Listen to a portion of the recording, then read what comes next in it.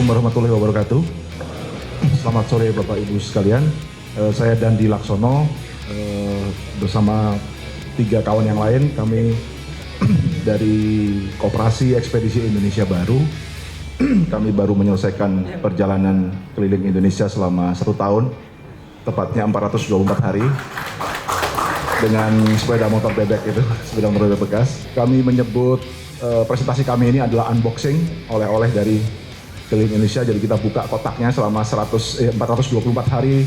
Kita mengumpulkan 18 terabyte video dan 12.000 frame foto itu.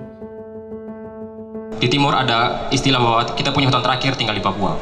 Di situ banyak sekali pelanggaran HAM dan persekusi yang terjadi gitu. Kita punya masalah dengan 1% orang atau perusahaan yang menguasai 68% tanah. Geotermal kita sebagian besar itu dekat dengan pemukiman. Dan kedua di hutan lindung. Jadi kalau kita mau mengeksplorasinya, pertama kita harus merusak hutan lindung kita.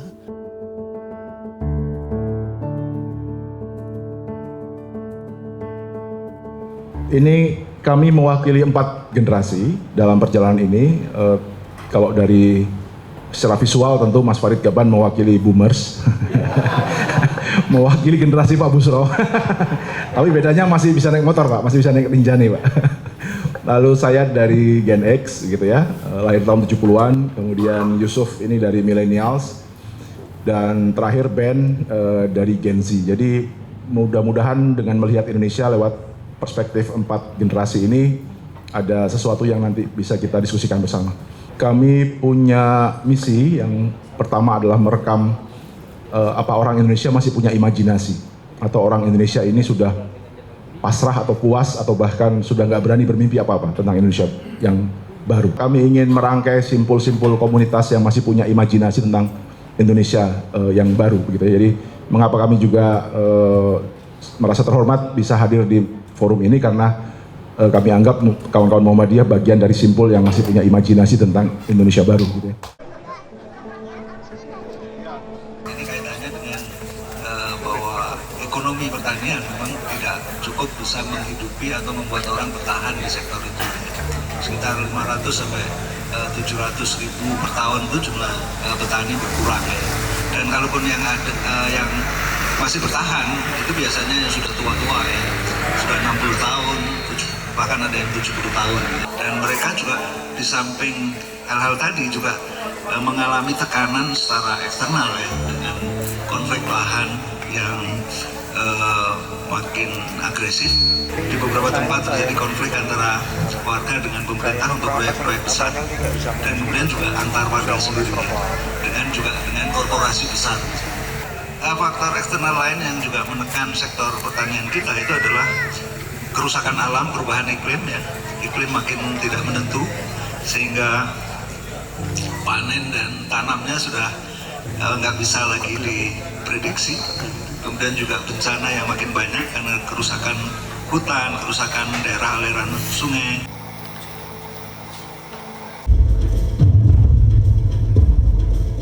Kalau menurut data Kementerian UMKM itu sekitar 97% lapangan kerja itu sebenarnya disumbang oleh UMKM. Jadi perusahaan besar itu cuma menyumbang 3%. Gitu. Dan sebagian dari 97% itu mungkin 80% itu adalah sektor informal, petani, nelayan. Jadi ini kita sektor yang paling penting, walaupun mungkin sekarang kita nggak terlalu perhatikan gitu ya, pertanian dan kelautan ya, petani dan nelayan. Kondisi pertanian kita tidak mencerminkan modal yang kita miliki. Justru kita seperti orang yang memulai sesuatu dari yang tidak kita miliki dan kemudian meninggalkan secara ugal-ugalan apa yang sudah kita miliki dan mestinya menjadi modal untuk membangun ekonomi, basis industri, teknologi. Dan bahkan kalau kita melihat dari negara lain pun hanya ada 2 cara mereka untuk mencapai apa yang disebut kemajuan atau negara industri. Yang pertama adalah memulai dari industrialisasi pertanian. Jepang, Korea Selatan melakukannya. Atau kedua, perang dengan negara lain supaya dipaksa membuat barang modal. Ya, Jerman, Amerika itu ya industrialisasinya maju karena sering perang gitu. Jadi kalau kita nggak pernah perang, sudah jelas nggak pernah perang kecuali dengan rakyat sendiri, lalu nggak ngurusi pertanian, lalu bikin jargon Indonesia maju, itu udah nggak masuk akal. Nggak ada presidennya dalam sejarah. Jepang, Korea Selatan itu industrialisasinya tumbuh dari membereskan pertaniannya. Israel pun dengan semua teknologi perangnya juga mengembangkan pertanian di gurun. Australia juga Australia, Spanyol menumbuhkan tanaman-tanaman pangan di daerah-daerah yang tidak ada air. Sementara kita menghabisi hutan tropis untuk bikin food estate.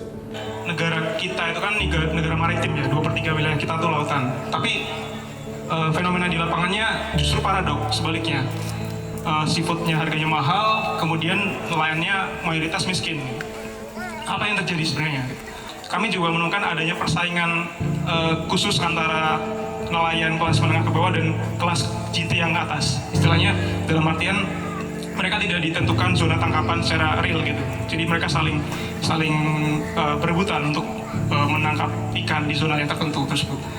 Dan ada juga kerusakan limbah, istilah limbah tambak di Jepara waktu itu di Karimun Jawa yang tidak jelas juga penegakan hukumnya. Kemudian ada juga lintasan tongkang yang mana melewati jalur-jalur Taman Nasional Karimun Jawa dan zona-zona terumbu karang yang menyebabkan tentunya kerusakan terumbu karang, telur-telur ikan, dan habitat rumah ikan juga di sana. Kami menemukan satu fakta menarik di Banyuwangi yang mana tambang tumpang pitu ini mencemari lingkungan, mencemari limbah, dan sangat-sangat mengganggu produktivitas nelayan di sana di Pelabuhan Pancer, yang mana tadinya bisa puluhan ton per hari, sekarang mungkin justru tidak sampai 1 ton bahkan di Pancer itu. Karena teman-teman ekspedisi Indonesia Baru. Jadi kami merekam kekayaan yang paling besar di Indonesia, pertahanan terakhir di Indonesia, hutan terakhir. Dulu mungkin kita sering dengar Kalimantan adalah paru-paru dunia. Tapi saat kami tiba di Kalimantan, sudah habis. Sawit semua, jutaan hektar. Sumatera juga begitu. Megadiversity kita di Indonesia ada sekitar, contohnya ada 30.000 spesies tanaman berbunga dan 8.500 jenis ikan. Tapi saya jauh dari semua itu. Pengetahuan saya tidak sampai ke situ. Pengetahuan saya saya hidup di sini, tapi saya tidak tahu apa yang ada di lingkungan saya. Jadi sejauh itu, dan saya rasa ini bukan pengalaman saya pribadi, tapi pengalaman dari kawan-kawan juga semua. Mungkin dulu teman-teman lahir sudah tahu-tahu lahir makan beras. Tapi apakah ini kita punya makanan dulu? Di awal tahun saya kan kelahiran tahun 2000, lahir tiba-tiba makan beras. Padahal sebenarnya di desa-desa kita atau di tempat-tempat kita ada namanya pangan, ada ubi yang beracun, itu sumber karbohidrat kita dulu. Tapi sekarang sudah digantikan, beras. Makan beras, pokoknya sekarang ada istilah kalau belum makan beras, belum kenyang. Sampai sekarang, kawan-kawan juga pasti begitu kan? Apalagi cuma makan roti. Itu adalah contoh yang saya bilang tadi. Keanekaragaman hayati kita yang sudah mulai punah. Jadi saya bisa bayangkan ya, ketika kita masuk di desa-desa, di setiap pintu masuk, kemarin saya di Wadah sempat lihat ada simbol padi kapas. Sekarang sudah tidak ada lagi, sudah tinggal jargon. Tidak ada sistem yang kuat dari pemerintah untuk menguatkan semua itu. Orang selalu menggembor-gemborkan 2045 adalah generasi emas dan segala macam gitu. Tapi sebenarnya kita tidak didesain ke arah sana. Ekonomi kita justru dituntut untuk menjadi buruh, bukan menjadi pekerja sendiri, bukan orang yang menciptakan pekerjaan. Tadi penenun tadi semakin tua, tidak ada lagi yang lanjut. Siapa lagi yang lanjut kalau mereka hilang? Ketika padi dan kapas sudah hanya mengandalkan impor untuk mempertahankan yang namanya Bhinneka Tunggal Ika. Benar-benar tinggal jargon sekarang. Lalu kita di saat yang sama, ketika kita kehilangan hutan, kita juga kehilangan the guardian of the biodiversity. Tokoh-tokoh adat yang dulu menjaga hutan, yang dulu bahkan sebelum mereka disuruh untuk jaga hutan, mereka sudah menjaga itu. Tapi sekarang sudah digantikan karena hutannya dipangkas, rumah mereka untuk mencari makan pun sudah dipangkas. Tadi ada gambar kakak tua yang ditembak. Mungkin teman-teman berpikir, wih sayang sekali kenapa kakak tuanya ditembak. Tapi mereka tembak buat hanya untuk makan sendiri, untuk makan sehari saja cukup. Sementara kita tidak memikirkan hutan yang dibabat, langsung populasinya diangkat. Hal yang lebih kejam padahal itu. Tapi sekarang seolah-olah kita paling mengerti soal satwa. Mereka sebelum diajarkan untuk mengurus hutan, tanpa sekolah pun, tanpa ijazah, mereka sudah mengurus hutan, sudah menjaga hutan. Itu yang saya rekam di Papua, yang kami lihat selama 1 bulan saya di Papua. Kami melihat pemerintah akan menjadikan Labuan Bajo sebagai proyeksi 10 Bali baru, kawasan yang akan mencontoh Bali sebagai modelnya, role modelnya. Bagaimana sebenarnya sebuah pariwisata akan dibayar dengan harga yang sangat mahal. Apa itu harganya? Yang kami temukan berbagai macam, ada penguasaan tanah, kemudian penggusuran warga, konflik agraria, kemudian ada penguasaan properti pariwisata yang hanya dikuasai oleh oligarki dan pemegang modal yang besar. Yang punya pinisi itu bukan warga-warga lokal Labuan Bajo gitu, bukan teman-teman yang punya open deck, perahu-perahu yang 300-200 juta, terus tiba-tiba punya pinisi gitu. Karena nggak bisa ngelawan gitu. Pinisi aja modalnya kalau misalkan buat kapal itu bisa sampai 2M sampai 15M gitu. Jadi nggak mungkin itu teman-teman di open deck itu bisa naik kelas itu secara bertahap gitu. Nah itu yang fakta yang kami lihat di Labuan Bajo gitu. Masifnya sekali pariwisata berbasis modal besar dan kapitalistik gitu. Yang akhirnya juga menyingkirkan warga lokal gitu, yang bisa disebut gentrifikasi. Yang kalah modal akhirnya tersingkir, menyingkir, tidak bisa hidup lagi di kota Labuan Bajo, di tengah-tengah kota gitu. Tanahnya mereka beli, ada kenaikan NJOP juga 1000% bahkan.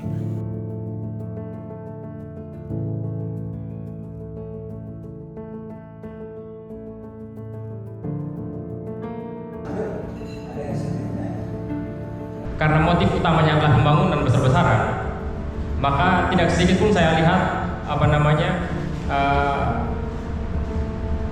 keterlibatan pemerintah untuk mendukung masyarakat lokal, sama sekali tidak lihat. Kalau kita bisa bayangkan ya, satu rumah saja dipindah, kita sebagai pemilik rumah pasti marah. Bayangkan satu pulau dengan 2000 orang penduduk di situ akan dipindah, satu pulau dipindah, itu di luar logika itu. Bahkan musuhnya Batman pun sekalipun atau Joker sekalipun tidak akan. Menurut saya itu sangat tidak masuk akal ya. Jadi saya sama sekali tidak melihat ada keadilan yang diberikan oleh pemerintah kami di NTT. Jadi saya simpulkan dari yang tadi, kalau kita diam, kerusakan lingkungan akan semakin dahsyat. Kekayaan alam Anda nggak kebagian lagi. Yang non-renewable nikel ini akan habis 13 tahun. Akan habis 13 tahun. Saya nggak tahu batu bara agak lama barangkali. Kalau tidak ada temuan baru lagi. Nah, jadi bayangkanlah kehidupan Anda nanti 2045, kekayaan alam udah habis, gitu. Udah habis semua lah ya, tapi udah terkikis habis. Lingkungan makin berantakan.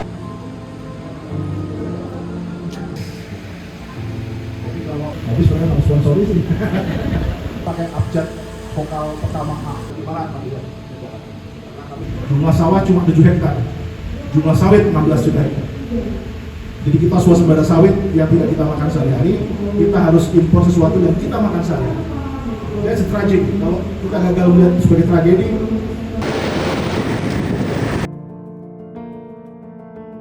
Jadi yang di sebelah kanan Gubernur Jenderal Joko Widodo bikin HGU lebih daripada The Wall. Dan kalau ini kita anggap normal, berarti sebenarnya nggak ada masalah dengan penjajahan Belanda. Nah sekarang kalau saya pikir ekonominya ekonomi kerakyatan, ya sudah teman-teman juga yang rakyatnya ya harus mau berekonomi juga. Jangan maunya cuma tunggu barisan sama tunggu bansos. Nah itu yang mungkin saya komentin. Jadi mungkin itu teman-teman, mohon maaf, dan sekali lagi saya doakan beliau-beliau berempat ini kalau bisa masuk ke sistem biar kemudian bisa melakukan modal revolution. Rebellionsnya lebih kerasa, gak harus keliling-keliling, tinggal kadang-kadang sudah bisa merubah nasib seluruh umat manusia. Terima kasih ada program ini, saya semangat datang karena ini juga mericat saya meremajakan kembali idealisme yang mungkin dulu ada. Kemudian karena sekelilingnya itu para penjilat, para apa ya.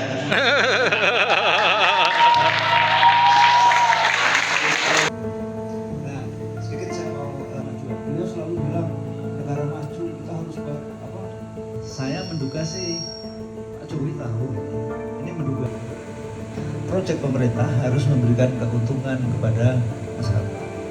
Tapi menurut saya terlalu sempit kalau hanya ditafsirkan sebagai ganti untung atau ganti rugi. Manfaat dari sebuah proyek nasional harusnya menyeluruh. Gak cuma rumah saya digusur, saya dikasih uang lebih banyak. Dan banyak orang nggak mau.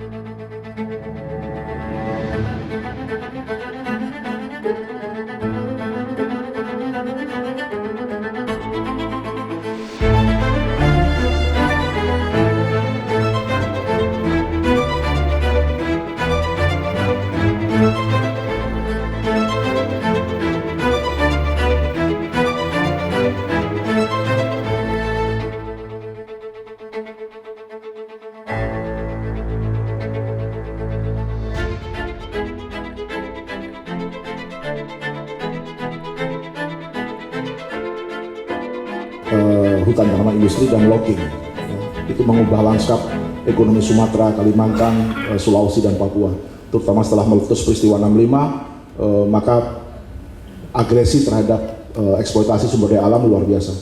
Ya, sebelum 65 masih ada friksi tarik menarik dengan kelompok Soekarno, kemudian kelompok komunis, undang-undang agraria tahun 60, tapi setelah Soeharto berkuasa nggak ada rem sama sekali. Lalu gelombang kedua adalah tahun 80-an sampai 90-an dengan sawit. Itu juga mengubah lanskap ekonomi dan ekologi Kalimantan, Sumatera sampai Papua.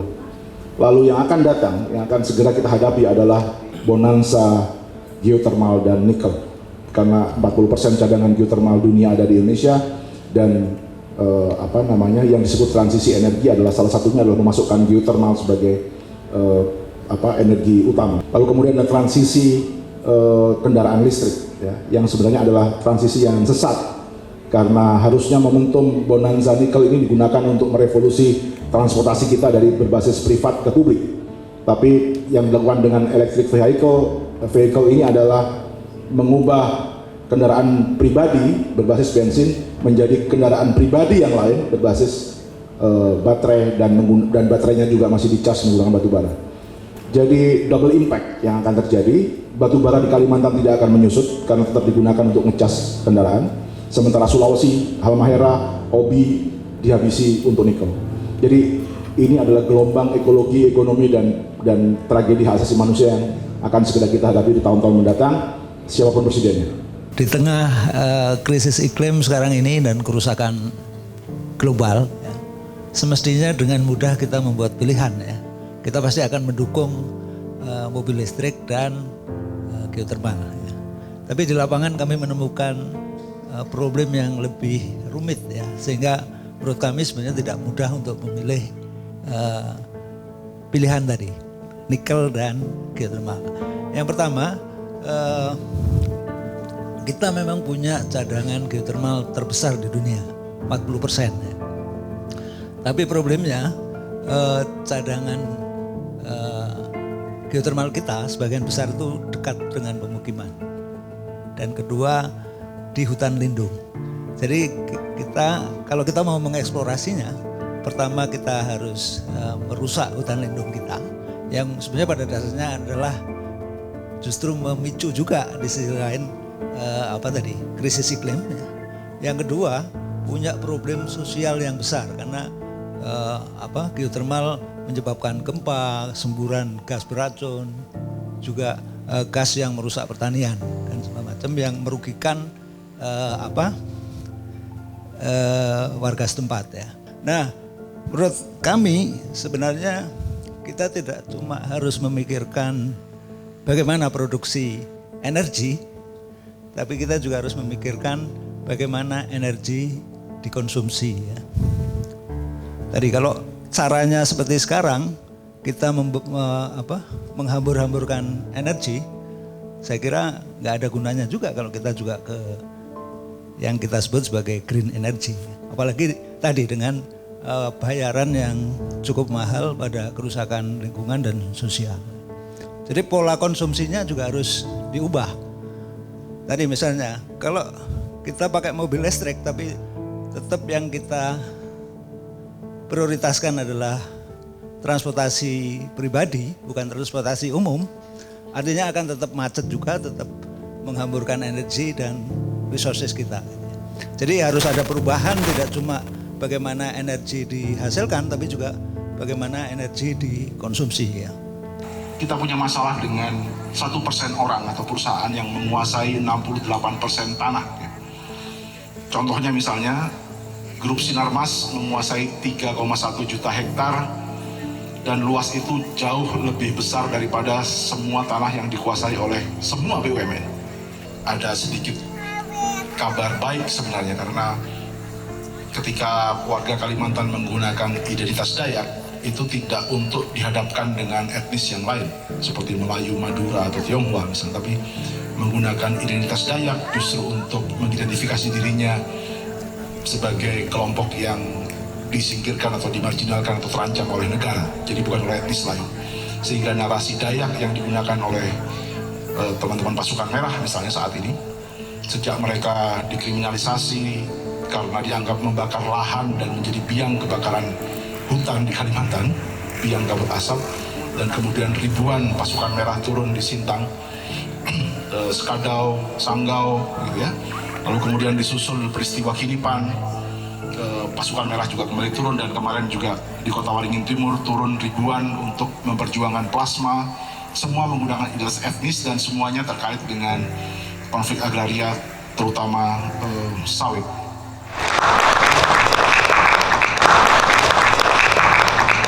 Tapi saya memikirkan begini, kita butuh jalan keluar yang memang harus secepat-cepatnya. Disebutkan tentang harus membangun koperasi. Pertanyaan saya, koperasi kita ini yang diinginkan yang seperti apa?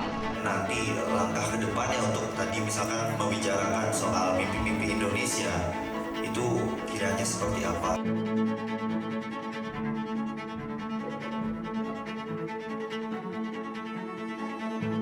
Kita sampai pada bagian akhir, kembali kepada misi ekspedisi.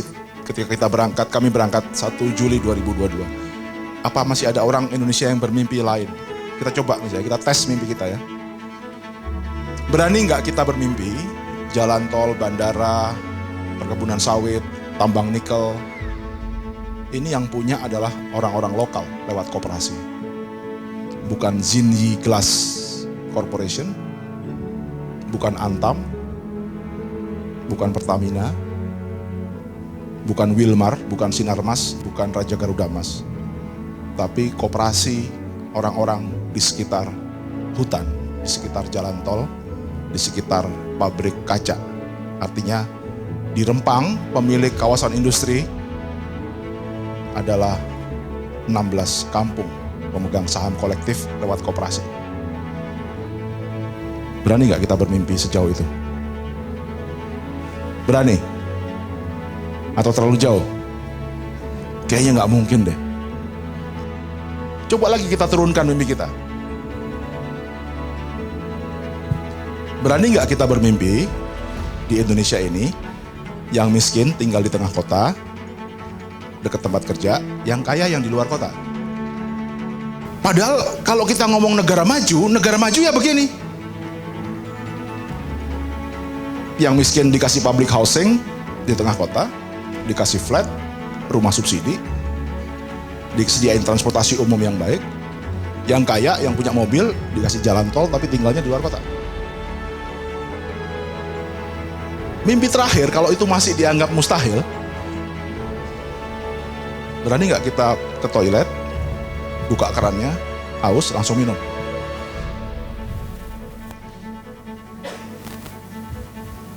Tanpa kita membuat saham Danone, Le Mineral, dan Nestle semakin naik harganya.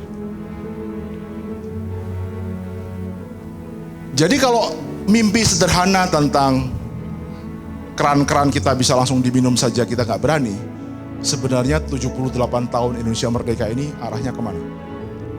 Kalau Pak Presiden Joko Widodo selalu mengulang-ulang narasi Indonesia maju, semua yang kita lakukan tidak menuju kepada Indonesia maju. Karena yang kita sebut negara maju, itu adalah negara yang tadi kita mimpikan. Jadi negara maju yang diimajinasikan oleh pemerintahan Indonesia ini justru tidak ngomongin hal-hal yang seperti ini.